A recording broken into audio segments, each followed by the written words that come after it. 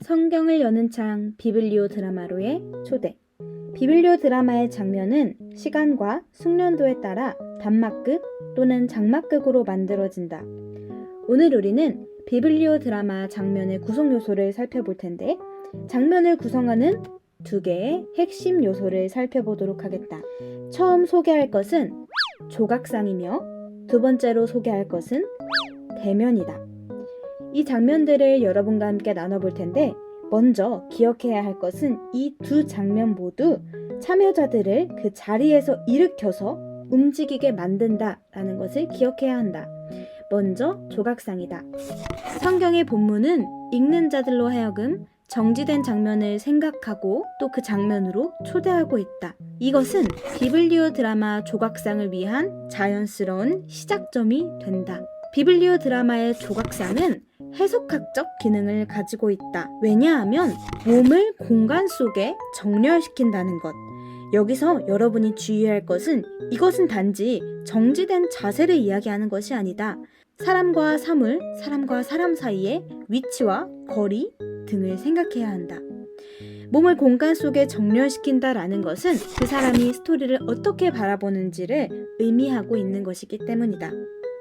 참여자들과 관찰자들은 성경 이야기의 인간적인 차원과 표현적 잠재성을 분명하게 감지할 수 있게 된다. 그저 읽는 것만으로는 알 수 없었던 관계와 감정을 느끼게 될 것이다.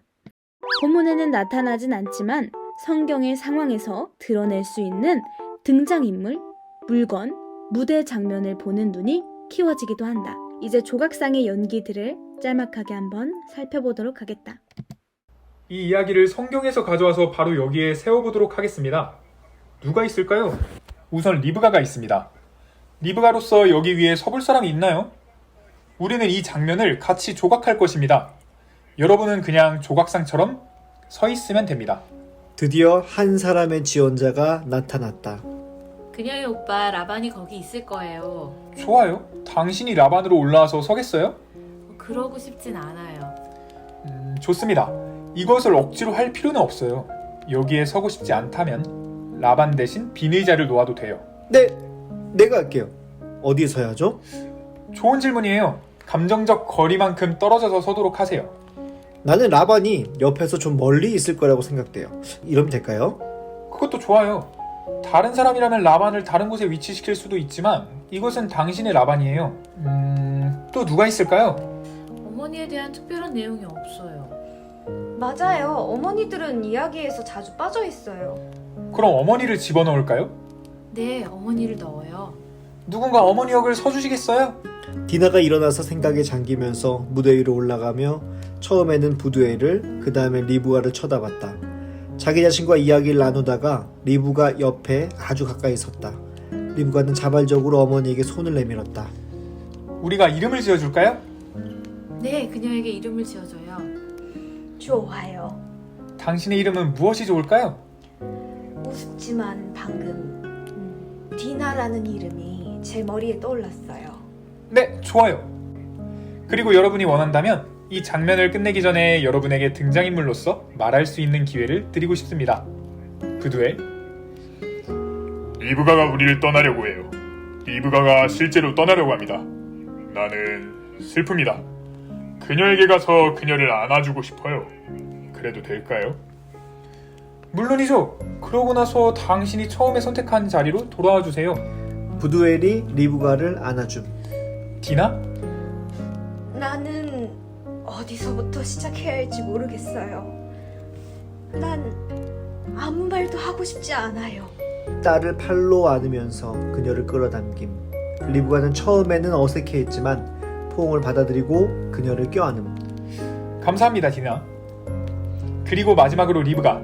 당신은 모두에게 할 말이 있다고 확신합니다만 제가 당신에게 부탁하고 싶은 것은 당신 자신에게 초점을 맞춰서 말하라는 것입니다. 리브가가 어머니에게서 떨어져 한 발짝 물러섬. 장면 속의 사람들을 하나하나 쳐다봄. 모두가 그녀와 눈을 마주침. 그리고 아래를 쳐다봄. 크게 숨을 쉬고 엘리에셀을 쳐다봄. 자, 전 준비됐습니다. 모두 감사합니다. 각자 크게 숨을 쉬어볼까요? 이제 우리의 조각상을 허물고 걸어볼까요? 주변을 서성이도록 합시다. 이제 괜찮다면 여러분의 진짜 이름을 만나는 사람에게 말하세요. 디렉터로서 제가 깨달은 것은 오늘의 이야기들이 성경의 이야기에 생기를 주고 있다는 것입니다. 두 개의 이야기, 즉 현실의 생생한 이야기와 기록된 옛 이야기가 서로 공명을 일으키고 있다고 느꼈습니다. 참여자와 제가 모두 편안함을 느낄 때 무대는 완성되며 비블리오 드라마는 우리 자신의 내면과 기억, 꿈으로 통하는 창을 열 수 있습니다. 그것이 이루어지면 성경의 창은 오랫동안 우리 자신의 얼굴을 비추는 거울 역할을 하게 될 것입니다. 계속해서 대면을 살펴보도록 하겠다. 성경에는 가득하게 대면의 상황이 담겨져 있다. 하와와 뱀 사이의 대면, 예배를 드린 후 만난 가인과 아벨 사이의 대면, 그리고 예수님과 베드로 사이에 있었던 대면. 이처럼 많은 대면의 장면들은 비블리오 드라마의 연기로 옮겨지기만을 기다리고 있다. 비블리오 드라마의 대면은 여러 가지로 구성되어 있다. 본문에 분명하게 나타나 있는 명시적 대면이다. 그리고 두 번째는 본문을 조금 더 깊이 파헤쳐서 발견할 수 있는 대면의 장면이다.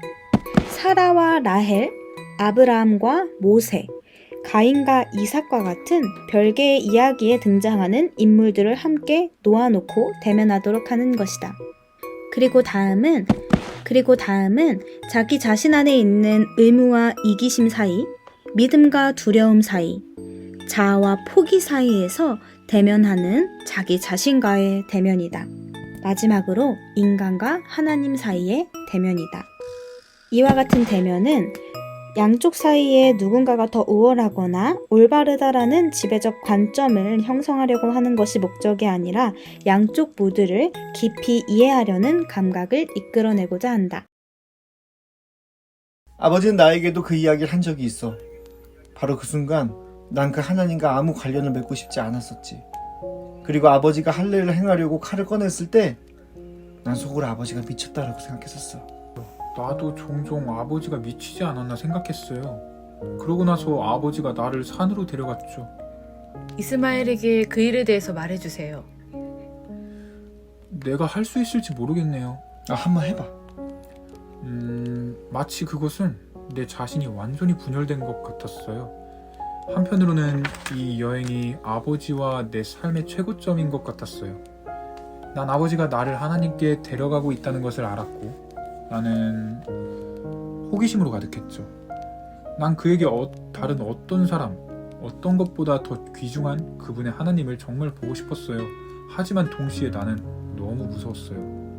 난 이미 성인이었어요. 아버지는 내게 강제로 가게 하지 않았죠. 난 이 모든 것이 매혹적이고 저항할 수 없다는 것을 알았죠. 내 안에 무엇인가가 나를 그곳으로 이끌고 갔어요. 이상, 난 방금 뭔가 깨달았어. 난 방금 우리 아버지의 유산을 이어받는다는 것이 어떤 것인지 알게 되었어.